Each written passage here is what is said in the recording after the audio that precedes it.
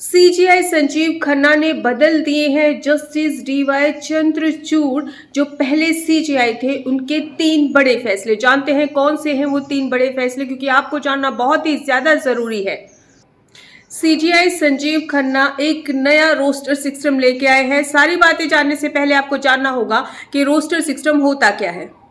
आपको बता दें कि ऑनरेबल सुप्रीम कोर्ट में 16 बेंचेस सुनवाई के लिए हैं और जब तक डीवाई चंद्रचूड़ जी थे, जब तक पीआईएल के यानी कि पब्लिक इंटरेस्ट लिटिगेशन के मैटर और इलेक्शन से जुड़े हुए जितने भी मैटर थे, इन सभी की सुनवाई सीजीआई वाले कोर्ट रूम में होती थी। लेकिन अब इसे जस्टिस संजीव खन्ना ने बदल दिया है कि पीआईएल और इलेक्शन से रिलेटेड विवादों की सुनवाई उस कोर्ट रूम में तो होगी ही होगी जहां पे सीजीआई बैठते हैं। इसके साथ साथ सुप्रीम कोर्ट के जो और 2 सीनियर जजेस हैं, जिनका नाम है जस्टिस पीआर गवई और जस्टिस सूर्यकांत, उनके कोर्ट रूम में भी पीआईएल और इलेक्शन से जुड़े मामलों की सुनवाई की जाएगी।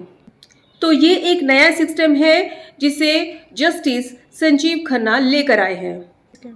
पहले जब जज साहब कोर्ट रूम में आते थे, असेंबल होते थे, तो यहाँ पर अगर कोई पर्सन अर्जेंट मामले की सुनवाई चाहता था तो उसके लिए एक प्रोसीजर होता है कि उसमें एक पर्ची पर लिखकर सुप्रीम कोर्ट में जो असिस्टेंट वगैरह होते हैं उनको भेजना होता था।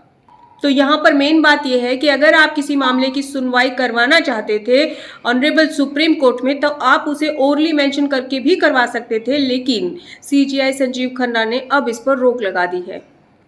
अब ओरली मेंशन से काम नहीं चलेगा, आपको चिट्ठी या मेल भेजना होगा। तीसरी बात आती है रेगुलर हियरिंग मैटर की। सीजीआई संजीव खन्ना ने इसमें कहा कि रेगुलर हियरिंग मैटर में जिसमें फाइनल हियरिंग पेंडिंग है और हियरिंग लंबे समय तक चलेगी, तो ऐसे मामले की सुनवाई ट्यूसडे, वेडनेसडे या थर्सडे को नहीं होगी। अब इन दिनों में मिसलेनियस मैटर होते हैं या बेल से संबंधित मैटर है या केस ट्रांसफर के मैटर हैं, तो उनकी सुनवाई इन दिनों में होगी ट्यूसडे, वेडनेसडे, थर्सडे में। हाँ, ये भी कहा साथ साथ में अगर टाइम बचता है आफ्टर लंच तो दूसरे केसेस की सुनवाई के बारे में सोचा जा सकता है।